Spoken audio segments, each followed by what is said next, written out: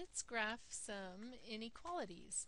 And the first one I want to show you is just a simple linear inequality, and it's called simple because it only has one inequality to graph. So we can graph y is less than 1 by thinking about how would we graph y equals 1. And if you can remember, when we have y equals, it means we're going to have a horizontal line, and it'll be at 1 in the y direction. So we could graph it that way, or if we can't remember that, which I almost never can, I will make an XY table and follow the instructions no matter what, y equals 1. So I'll put a 1 in the y part for every y, and then I can choose what I want for the x's. And then I can graph those 0, 1, so 0 in the x direction, 1 in the y direction, 2, 1, 2 in the x direction, 1 in the y direction, and all of a sudden I can see it definitely is a horizontal line. 4, 1, so there was 2, 3, 4, 1, and now I can graph that, but since I have a less than, remember the actual line itself is not included, just all the numbers below that. So I can put in a dashed line. Because of the less than, I need to have a dashed line. And I'll talk to you more about how you figure out which side gets graphed. But here I need to have a dashed line. So I'll make a dashed line going across at y equals 1. And now I want y is less than 1, so my secret is to use a test point. So I choose a point, and usually 0, 0 is the easiest point to choose if it's not already on your line or so close to it that you can't tell. This one's far enough away, so I'll use my test point of 0, 0. And what that means is I'm going to plug in this coordinate into my inequality and see if it comes out with a true statement. If it does, then it means that point has to be included. So if this point gives me a true statement in my inequality, then I know that I have to shade in this direction. If it gives me a false statement, then I know that the other side would be what's included in my inequality. So 0, 0, in here I need just a y, so I use the 0 for y. 0 is less than 1.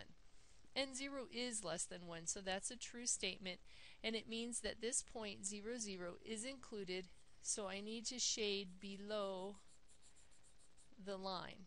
And on Hawks they're going to give you area names like A and B, and you would do the same thing, choose a test point, decide if it's a true statement or a false statement, and if it's true then you would select B.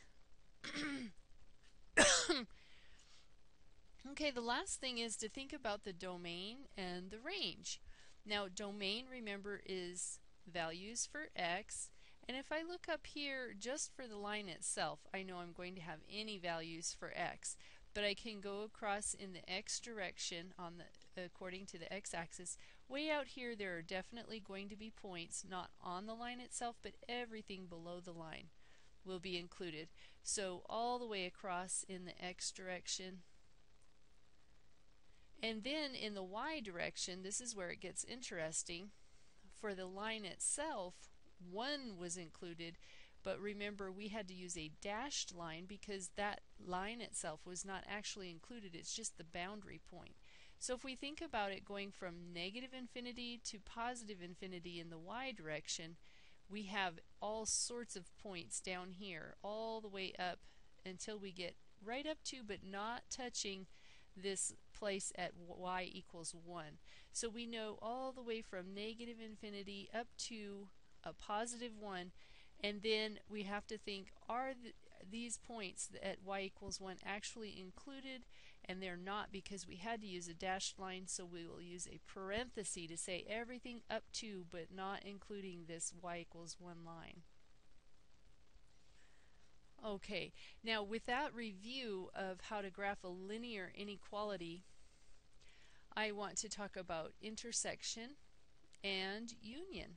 And those are two topics that we will use with when we have complex inequalities where I have more than one that I'm trying to figure out the intersection or the union of those two inequalities.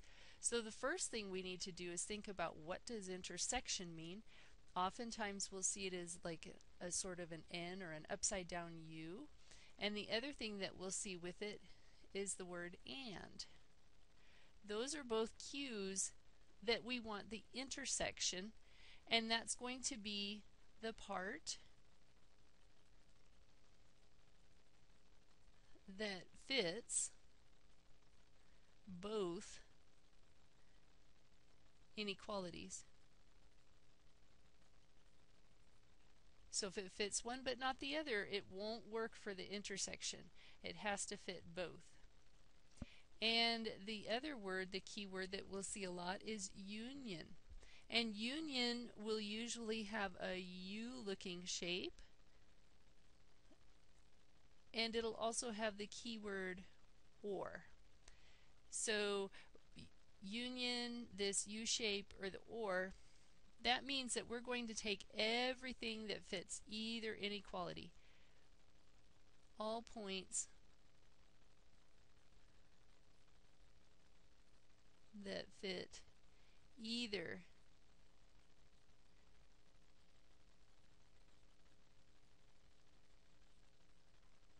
so this is the bigger thing when you have a union, like say for example when you get married, the union of two people, one person brings all their furniture and the other person brings all their furniture, and so the union has all the furniture from both people. The intersection is going to be different, and that's going to be what you can both finally agree on something. Maybe I want pizza or hamburgers or shrimp for dinner, and my husband wants pizza or spaghetti or chicken noodle soup. So what we can both agree on, the intersection of our desires, is pizza. So we end up with pizza. Okay, so here our example wants the intersection of x is less than or equal to and y is greater than or equal x plus 1. Now we have our keyword intersection and this and. They both are telling us that it has to fit both inequalities or else it doesn't get shown on the graph. Now let's take a look at the first one. I can see right away that I need a solid line because I have the equal part, so my line will actually be included. And the same thing is true for my second inequality. Now when I'm working with inequalities, I always write it down and put an arrow to the inequality to show. If it's going to be dashed, I write dashed and put an arrow to it, and if it's going to be solid, I write it and put an arrow to it for that. I don't want to forget about that because it's easy for us to just graph them all solid and then we're missing something. Okay, my first one is x is less than or equal to, and remember on the one we did before, we just thought about an xy table, and this one tells me if I look at it as an equality, x has to be a 2, so 2, 2, 2, and I can let y range for whatever values I want, 0, 2, 4. And so I'll come to my graph and I want 2 in the x direction, 0 in the y direction, that's this point, 2 in the x direction, 2 in the y direction, 2 in the x direction, 4 in the y direction. So I can see right away it's going to be vertical, and I know from my note over here that it needs to be a solid line. So I will make a nice solid line at x equals 2. I'm going to draw it all the way from one end of my graph to the other. And then my next equation or inequality is y is greater than or equal x plus 1. Now I want to graph this one using slope-intercept form, so my slope is a 1 or a 1 over 1, and my y-intercept is using this one here, and the slope, remember, is my implied one from right in front of the x, my y-intercept 0, 1, and it comes from here. So I will go to 0, 1,